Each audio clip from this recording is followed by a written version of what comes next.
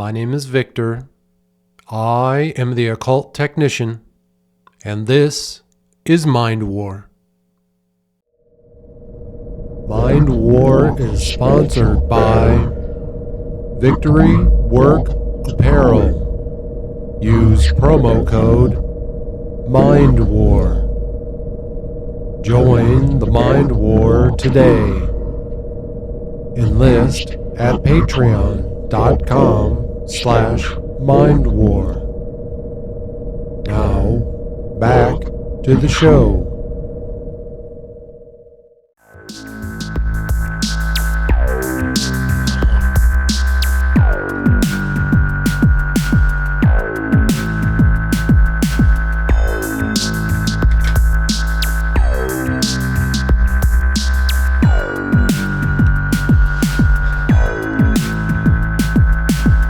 Welcome back to Mind War, folks. I appreciate you being here. We have a lot to cover today, so let's get started. Folks, today we are going to start working from the book Magic, History, Theory, Practice by Dr. Ernst Schertl. So this is my copy. I got this copy from Amazon. It was about $15. And now you're going to see on the front and back cover that I've made some alterations to this book. Again, as we've talked about in the last few episodes, this book has been closely connected to Adolf Hitler. Supposedly, this is one of his most read books from his library. We're going to learn more about that here shortly. But the reason I wanted to show you this is I did place a sticker over his name on the front, and on the back of the book, I placed one of my own stickers over his picture because there is a picture of him on the back of this book. So one of the things that, again, we've talked about quite a bit throughout this series is that we, here in the Mind War podcast, we look past the conspiracies, we look past the controversies that are associated with the authors of books like this one, okay? And we do that because often what happens is in order to hide information in plain sight, they take a book like this and they place this wet blanket over top of it, right? And, you know, the information in this book is crucial. It's so important, especially if you are trying to learn magic, right? It's the basics. It's the first book that I found where someone is actually teaching us what to do instead of all sorts of nonsensical, symbolic esotericism, right? He really gets right down to the heart of it. And often with information like this, again, we find that conspiracies are placed over it, controversies are placed over it. And I think maybe that's what happened with this book as well. I think the fact that it was connected to Adolf Hitler keeps people away from it already. It's already a barrier for most people. They won't even read this, right? But we are stepping past that. And again, one of the things, the reason that I'm talking about this and the reason that I put this sticker on is while we're working through this book throughout this series, I don't want that to be the main focus about who this book is connected to, right? That's not the purpose of what we're doing here in this series on magic. We're here to actually learn the history, theory, and practice of magic. And that's what we're going to do starting today. So today we're going to just read through the introduction and the preface, I believe is what it's called here. Just get some more interesting information, and then in the next episode, we'll really start diving into the material found here in the book. So let's get started with the introduction of Magic, History, Theory, Practice. It says here, in May of 2003, the Atlantic Monthly carried an article entitled Hitler's Forgotten Library by Timothy Ryback, author of Hitler's Private Library, the books that shaped his life. Okay, so already we're seeing that there was an article in Atlantic Monthly. This is in 2003. This is just over 20 years ago. It's kind of interesting that this book is just now coming to light, right? It seems like in the last few decades. And we heard about Timothy Ryback and his book Hitler's Forgotten Library in the last few episodes when we were reading through the book Occultism in National Socialism, and that's where we found this book Magic, right? And it says this, the article described various books in the library and mentioned that one of the most heavily marked books was a strange volume by Dr. Ernst Schertl called Magic, History, Theory, and Practice. Again, one of the most read and kind of worn out books in Hitler's library, and one of the most marked books. He marked quite a bit of the passages from his copy of the book Magic. This was one of his most read, and so that leads a lot of people to believe that this had a major influence on him, right? So we'll see. So here is a quote from the book Magic, and this sentence alone shows you the power that is held within this book. And here the sentence is here. It says, "He who does not have demonic seeds within him will never give birth to a new world." Right? I mean, that is wild. We hear about the New World Order all the time. And the author here is saying that those who are going to bring it about must have demonic seeds within them. I can't wait to really dive deeper into that. It says that was the only example of Adolf Hitler's annotations from Magic that Mr. Ryback made mention of. For decades, the debate has raged as to what degree the occult influenced Hitler. The annotations in the book seemed to represent the first direct link between Hitler and occult beliefs. My curiosity got the better of me in desiring to further study what had so entranced Hitler. I searched the internet for a translation of Magic, only to find nothing. Interesting. The result of my frustration is what you're holding in your hands at this time. After several years, various translators have come and gone, some holding the book for months and accomplishing nothing, while others translated just enough to figure out they found the subject matter too disturbing to continue. Now, finally, there is a complete translation for others to enjoy. So again, we're talking about the author of this book. And when I say author, I guess really more of the, let's see, it says he's the editor and did the introduction by J.H. Kelly, is the man who helped get this book translated and get it into English and out to all of us, right? And again, it sounds like he did that just within the last 20 years. And it's amazing. I love that last sentence there where he says that some of the translators, they got started and they went through, a couple of pages, a couple of chapters. And he said this, that many of them stopped because, quote, the subject matter was too disturbing to continue.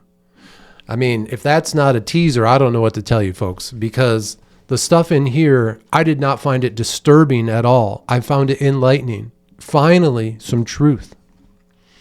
In my study of Dr. Ernst Schertl, who's born June 20th, 1884, and died January 30th, 1958. So that's really interesting. You think of these characters from these historical events as being, ancient, but it wasn't. It was not that long ago, right? 1958 is, less than 100 years ago.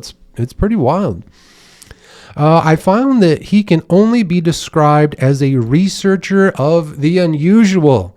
I like to think that, here in the Mind War, we are researchers of the unusual. Again, we are looking at supernatural and esoteric and occultic type subjects that, are often too taboo for mainstream researchers to explore. So after obtaining his doctorate in 1911, Dr. Schertl graduated magna cum laude. He authored several books focusing on dance, the occult, nudism, sadomasochism, and other topics that few dared to touch. In 1923, he authored Magic and sent a dedicated copy to Hitler. So again, the author of our book, Dr. Ernst Schertl, wrote several books on dance, occultism, nudism, and sadomasochism. There is definitely no nudism around here by the Mind War Studios. It is springtime, but it is still way too cold to be running around in the bear. Maybe this summer, when the sun comes out, right? Let's carry on here. It says, in 1933, Dr. Schertl fled to Paris after the takeover of Germany by the National Socialists, but he returned to Germany in 1934. Shortly thereafter, he was rewarded with a 7-year prison sentence for spreading licentious writings. That's right. So again, anyone who's trying to say that Dr. Schertl was, maybe a member of the Nazi Party or someone who played a major role in it and, was some type of leader or anything, I just don't think that's true, because they're saying here that after the Nazis took over, he was arrested and imprisoned for 7 years for spreading licentious writings. I'm guessing that many of his books were the ones that were burned during that time. It says in 1937 saw the revocation of his doctorate by the University of Jena. After the war, he found work as an editor and proofreader, occasionally publishing his own works. Now, it says here, Hitler's extensive markings, 66 in all, in his copy of Magic were in the form of vertical lines in the margins. Previous reports of handwritten notes are incorrect. For ease of publication, the markings have been reproduced throughout the English edition in boldface type. So basically, let's see if I can get up on the screen here. There's an example of how, Hitler supposedly kind of highlighted the sections from the book that he thought were important. He just made a little note, a little annotation on the side there. And what they did in order to display that, the highlighted areas, they made them in boldface print as we read through. And I'll do my best to say, okay, here's something that he maybe have highlighted. And to be honest, I highlighted quite a bit in this book as well, so I'll try to make mention of that. So let's see. It continues on to say, I would like to thank Mr. Ryback for his Atlantic Monthly article, without which this project would have never been conceived. So real quick, again, who is this? J.H. Kelly, the man who set out to translate the book Magic, History, Theory, Practice, first heard about the book in an article from Atlantic Monthly. And it was from there where he started this massive project to translate this book, right? This is a lot like what we talked about in the last 2 episodes of how I found this book, by listening to the podcast, No More News with Adam Green. And he had on an author, Stephen Flowers, of the book Occultism in National Socialism. And it was in that book that they talked about the book Magic, History, Theory, Practice by Dr. Ernst Schertl.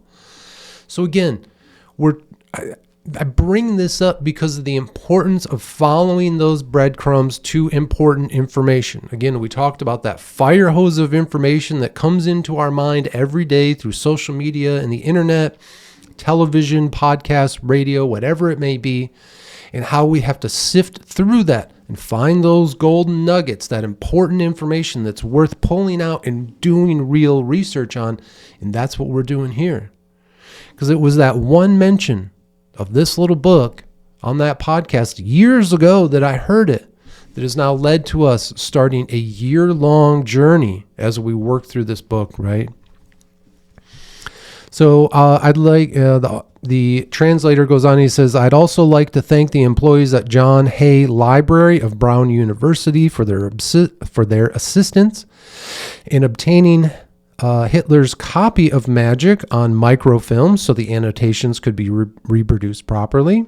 It is my hope that the reader will find this work as fascinating as I have. I believe it gives us a new look into the mind of one of the most notorious leaders to ever exist. Okay, so that was the introduction by J.H. Kelly. He is the man responsible for getting the book Magic, History, Theory, Practice by Dr. Ernst Schertl translated into English for all of us to read, and you can buy your copy on Amazon. And we're going to go through the preface in just a moment. Okay, welcome back, folks. We're going to read through the preface of the book History, Theory, Practice by Dr. Ernst Schertl. And it says this: the interest in occult problems begins today in those circles which, upon until now, have knowingly, intentionally, and somewhat correctly kept it at bay. Common popular occultism exhibits certain aspects from which serious and clear-thinking men must recoil.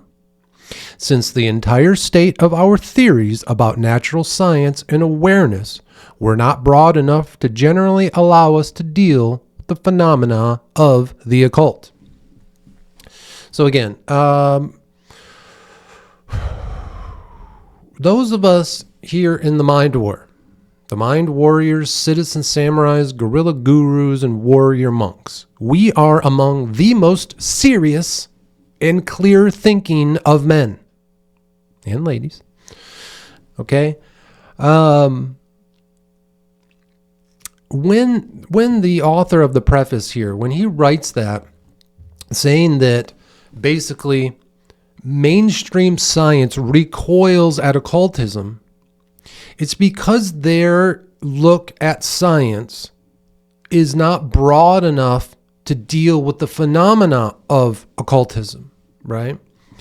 So what we find in every organization, corporation, and institution is that by the time you get to them, by the time you are welcomed into them, they have a very strict, square set of, here's the information that we believe in. Nothing can challenge it. Anybody who does gets thrown out. We don't want to touch anything outside of our little box, right? And that works in a lot of ways, right? If you want to control large groups, you have to put them in silos, put them in their own separate categories, and only allow them access to certain information, right? And what it does is it not only gives you control over all the different groups, but the people within that group feel that they have access to secret information. And it makes them feel more, it gives them more responsibility. They feel like, oh, man, this is really big info here. I have to keep it safe, and I have to keep it into my silo. And that's often what happens. And what that does is that, again, it stops people from looking outside of that box, right? Whatever box the information is being held in. And again, we don't do that here. We push past any of those barriers because we know that we have to find the information wherever it may be. Today's modern man of science cannot abandon his established and thorough methodology and exchange it for an, at best, dubious and gratuitously emerging credo quae absurdism. Okay. He concentrates instead on the exact transcribed field of any specialized science. Again, here's our box. Here's the information that we know. We know that, these are the facts, and that's as far as we're going to go. We're not going to step outside of that. It threatens them to do that. Anytime someone tries to come against an established set of information, it threatens their authority and it threatens their power. It's why information warfare, weapons of mass information, right?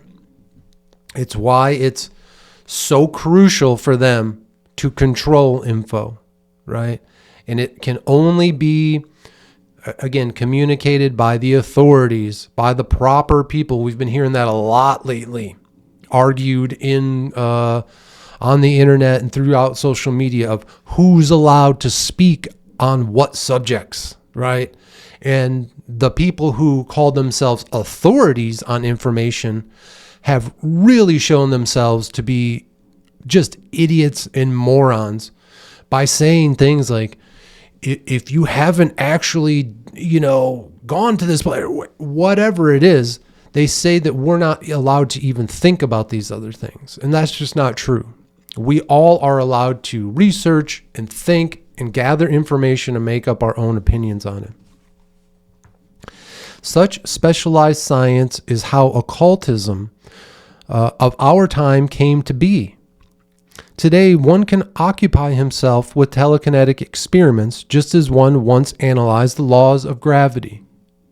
A number of reputable researchers have found the avenue to the occult world of apparitions in this way. So I like that.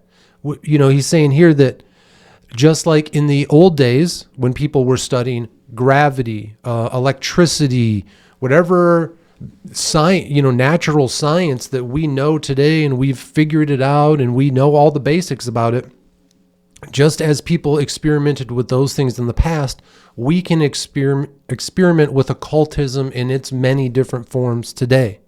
And it's important. Why not? Why are we so afraid to study these things? Why are they so afraid? We're not afraid. There is no fear here in the mind war. With that, they still do not exhaust the matter. The problem of occultism throughout the field of experimental natural sciences became so great that they moved en masse to a new total position against it. And here the problem of occultism flows into the problems of our entire modern culture, our science, and our lifestyle. Again, the author of the preface here keeps saying that occultism is a problem. And it is a problem for those who are authorities in their established, organization, corporation, and institution. Because occultism may challenge the information that they're putting out. Okay, so this is the biggest reason that today, unlike more than 20 years ago, a person of understanding can no longer pass by the phenomenon of the occult. Again, we're finding that even those who are trying their best to say, listen, I'm the authority figure on this science, there's no reason to dig any deeper. We found all the answers. Well, occultism starts to creep into it. We start to maybe ask a few more questions, right? It is still necessary to count the signs which suggest that our culture is getting ready to attack its own roots. Thankfully, it is essentially easy to grasp this fact of the field of exact science. Every step that has gone forward is like the blow of an axe against the supporting pillar. A complete and new concept of truth is produced, and with that, a complete and new concept of understanding. The more exact we are in our thinking, the more we open our eyes to the vagueness of the basics of our thoughts. So again, what he's saying here is that when you have an established set of information, a set of scientific rules, anytime someone comes against it and challenges it with, say, occult-like ideas, every time that science is able to say, nope, that's just not true, that's not how it works, and discredit whatever is coming against the science, the known science, it strengthens that science. That's good. We're not saying that that's a bad thing.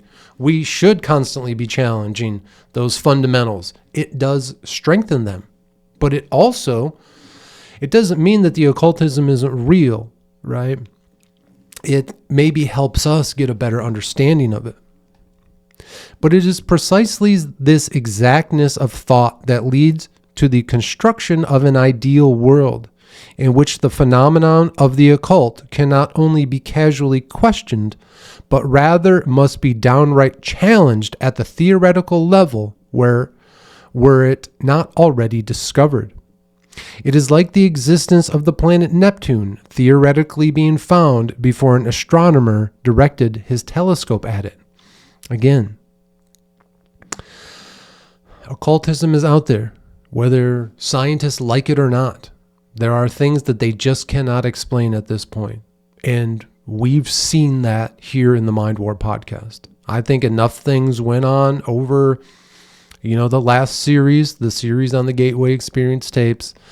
I think there was enough events that occurred during that to where we can no longer just say, well, that's just a coincidence, right? Again, the main one being when the Gateway Experience tapes moved from self-help and started moving towards helping others who have recently passed away.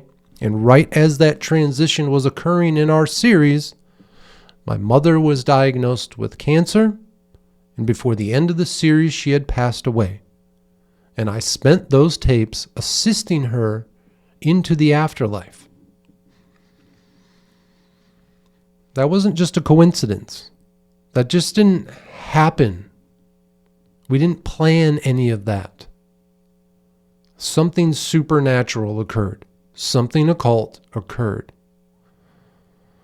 I don't know quite what it is, but I think we're going to learn more about it here in this book. And Dr. Schertl, as we go through, I believe he described it as the dynamic cosmic forces. Okay, there is some type of force out there that we can tap into. And I can't wait to share more with you as we go through. This book pursues the main points of these lines of thought. It is, in its theoretical parts, at least a theoretical awareness of nature, and it practices criticisms of the sum of our ideal world in order to lay the groundwork for a new approach to things and to attain and understand our own self. That's so important. The books or the information in this book are theoretical with the awareness of nature and reality,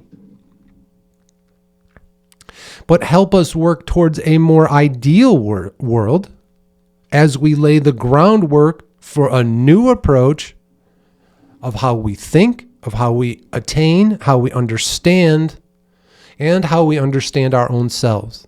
It truly is amazing. The dispute of this poses a problem and therefore becomes a dilemma for those who are fruitful, for they believe they have reason to reject practical occultist activity.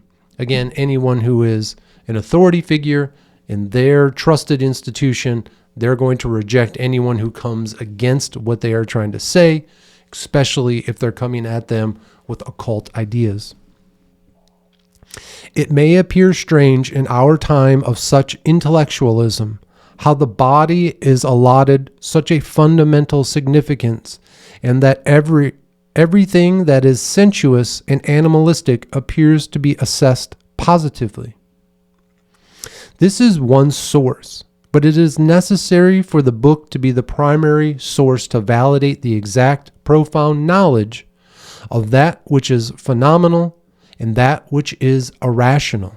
Okay, this is only one source, but this book is the primary source that helps us validate the exact profound knowledge between what is phenomenal and what is irrational. And again, in occultism, you may come up against irrationality. You may come up against people who are just having mental breakdowns and things like that. And that's okay. Because, again, ultimately through the study of what event that they went through, we can understand, again, we understand, did they experience something occult, esoteric, out of this world, supernatural? Or can we say, oh, they were going through a mental breakdown, here's why, here's what was physiologically going on in their body, things like that, right? The idea that the avenue of the last reality is found through the body, and the sinking into the purely carnal form, rather than through intellect and abstraction, signifies the main antithesis in which stands the accomplishment of our principles of commonly accepted occultism. Basically, he's saying that occultism is more about feelings than it is about facts. And I don't know how true that is. Only through these thoughts can we begin to touch upon the explanation using the outlook of the most ancient times. Those times when occultism was not merely an experimental natural science, but rather a sacred magic and a standard criterion depicted as such, as we might, in a sense today, call religion. We have to deconstruct that sentence because it is crucial. Only through these thoughts, only through our working through occultism and researching it and studying it, can we begin to touch upon the explanation. Okay, can we finally start to get some idea? Using the outlook of the most ancient times, because we are going to see occultism through the eyes of our ancestors, our ancient ancestors. Those times when occultism was not merely an experimental science. There was a time in humanity's history where occultism was not just experimental natural science, but rather a sacred magic, a standard criterion, a basic societal and cultural teaching foundation. It was depicted as that standard. And as we might today, in a sense, it was almost like their religion. Prior to the introduction of the monotheistic cults that run the world today, prior to that, you know who I'm talking about. Those religions out there today that only give us one of three options, and if you're lucky, maybe some Eastern religions, you're allowed to kind of dabble in them. Once those things took hold, that was the only option, and that's where we stand today. But what the author of this preface is saying here is that prior to the monotheistic religions being forced upon the planet, we as a people, as humanity, looked at magic as our standard religion, our standard spiritual practice. Throughout all of the world, I think in some ways we were all one. We were one together in magic. We understood it because it's very basic. It's natural. And as we go through this, you're going to start to understand that. You're going to say, wow, this just feels natural. This feels like what I should have been doing this whole time, versus all of these other very synthetic forms of worship, and you have to say things in a specific way, and you got to spin around 3 times, and this, that, and the other. It's all nonsense. Instead, here we find things that are natural. Okay. At its roots, the present work presents nothing less than the immersion into an ethno-religious idea in a modern scientific form. Theoretic awareness and the stated practical achievement signifies the renewal of the lost cultic actualities of an early people. What we're going to be learning is the lost cultic actualities of our ancestors. We are going to be learning the belief systems that were held prior to the monotheistic religions being forced down our throats. Okay? And again, he says here, this book is an immersion into the ethno-religious idea in a modern scientific form. That's right. Just like with the Gateway Experience tapes, we used science to learn white magic. Dr. Ernst Schertl takes a scientific look at things like ceremonial and, black magic. That's what he's looking at here. And again, he looks at it scientifically. We have to. We have to try to break it down and understand it with the science that we know. This characteristic may just be the most difficult point, and this book allows these so-called modern scholars to understand it. The potential gains here get larger as soon as the reader comes to find a new position and the cardinal thoughts are thus grasped. The potential for knowledge gets larger as you start to come into these new ideas. As soon as you break away from that square, that box of knowledge that you've been forced into, as soon as you think outside the box, your world opens up. All it takes is one thing. All it takes is one of these pieces of knowledge that's been forced upon you, and you were told this is how you have to believe and this is how you have to act. As soon as you break through one of those things, you understand the freedom that lies outside of it, and now you can expand your knowledge infinitely in all directions. It's beautiful, but you have to take the first step to break the chain that is holding you back, whatever it is.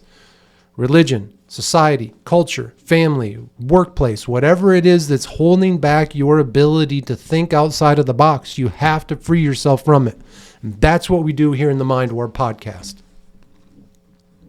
To finish up here, what is to be demanded of us is not easy, for it is to move backward to the origin of everything, a real reversal to the zenith of our culture, a recovery of that which is lost and left aside by our late coming in familiar phrases of thoughts and experiences.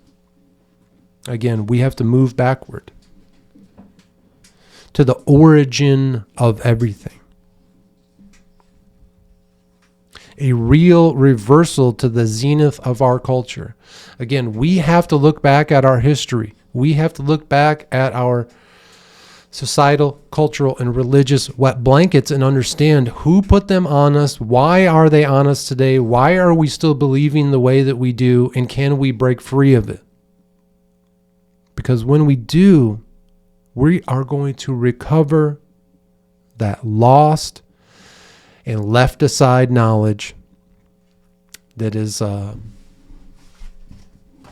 to be lost no more. That's what we do here. We are finding that hidden knowledge. We are breaking down occultism. And we're going to look for some truths if we can find them. And we're going to do that in the book titled Magic, History, Theory, Practice by Dr. Ernst Schertl. Okay. So that's all that we're going to do from the book today. Okay. In our next episode, we're going to actually start getting into the heart of the book and actually start to read through Dr. Ernst Schertl's words. And we're going to be doing a deeper dive into my magical experiences. And I will do my best to explain, what I experienced, much like I did with the Gateway Experience tapes series. I will do my best to explain what I was going through as these different magical events were occurring, as I was doing the ritual and ceremonial magic, okay? But before we get to that in our next episode, I do have a little bit of information that I thought was interesting and wanted to leave you with today at the end of today's episode, and we'll go over that in just a moment. All right, welcome back, folks. So to finish up today's episode, I just wanted to talk for a minute about kind of mainstream propaganda and how to, easily see it, how to call it out for what it truly is, right? So I was listening to a podcast called No Agenda. I've talked about this one with you before with Adam Curry and John C. Dvorak. These are a couple of boomers who worked in the entertainment industry and the news industry for decades. So they know all the tricks that mainstream media uses to manipulate us. And in their podcast, No Agenda, they do an amazing job at breaking down those techniques, right?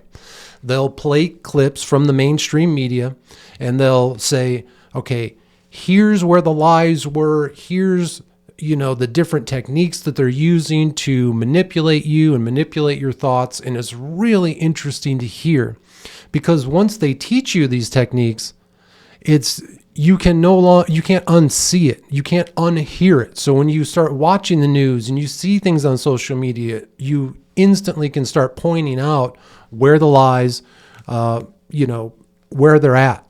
And it makes them very clear and it helps them lose their power. You start to become less upset by things that you might hear on the media, right? And so in one of the episodes I was listening to, they were playing a clip from one of the mainstream television news, right? ABC, CBS, NBC, one of the cable news shows maybe. And the woman was talking about a disease outbreak, okay? So I'm going to be very careful. I'm not going to name the disease or anything like that. We're just going to call it disease X, right? The generic moniker that is given by, any type of healthcare when they're talking about an unknown disease. So we're just going to call it disease X, right?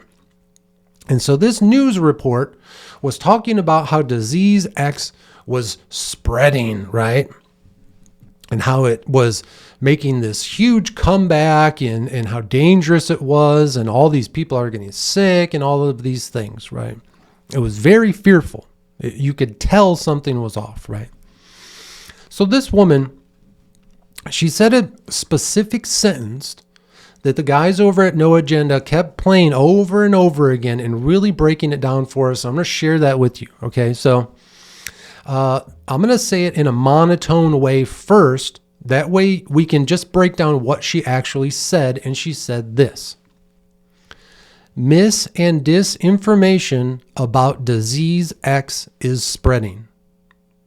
Okay? Or spreading fast, I think, right? So mis and disinformation about disease X is spreading fast. Okay? So when you hear that in a very monotone way, you easily understand, okay, this lady is saying that people are spreading mis and disinformation about the disease X, and it's spreading quickly, right? But that's not how she said it. She didn't say it in a monotone way. She said it this way: mis and disinformation about disease X is spreading fast.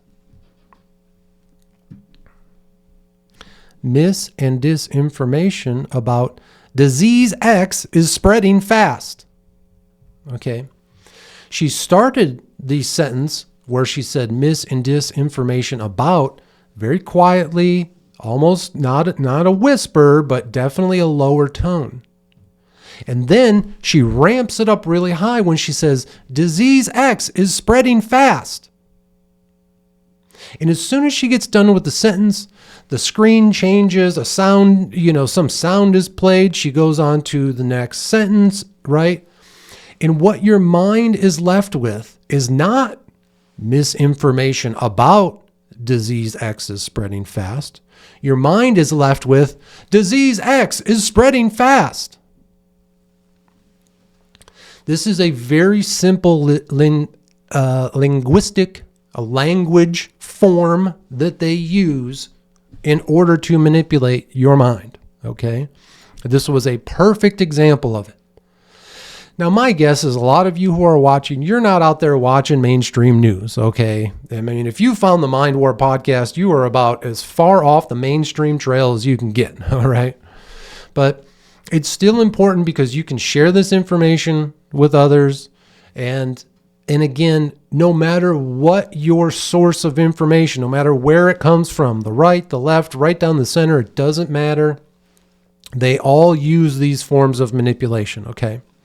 So yesterday, I saw a video, and I want to share it with you. This was on YouTube. I thought it was great, okay? But I do want to make a caveat first. This is the first time I've seen this man. This is the first time I've seen anything from his channel.